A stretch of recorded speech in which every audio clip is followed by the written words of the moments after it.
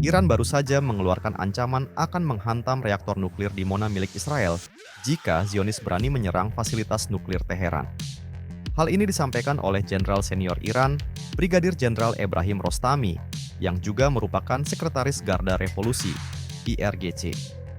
Jenderal Ebrahim Rostami mengaku, kekuatan nuklir Iran dapat dipastikan mampu melumat habis fasilitas nuklir di Mona. Terlebih, Rostami mengklaim Iran saat ini dapat memperkaya uranium hingga 60%. Sekjen IRGC ini menegaskan, setiap serangan Israel pada situs nuklir atau kepentingan Iran akan direspons dengan serangan reaktor nuklir di Mona. Rostami juga menyinggung konfrontasi proksi Iran yang sedang berlangsung dengan Israel. Mengutip tribunnews.com, Kamis, 17 Oktober 2024, Iran mengaku memiliki senjata rahasia yang bahkan lebih kuat daripada bom nuklir. Rostami mengisyaratkan bahwa senjata itu telah dikerahkan di masa lalu sembari mengingat serangan pada kapal tanker minyak di Uni Emirat Arab pada 2019 silam.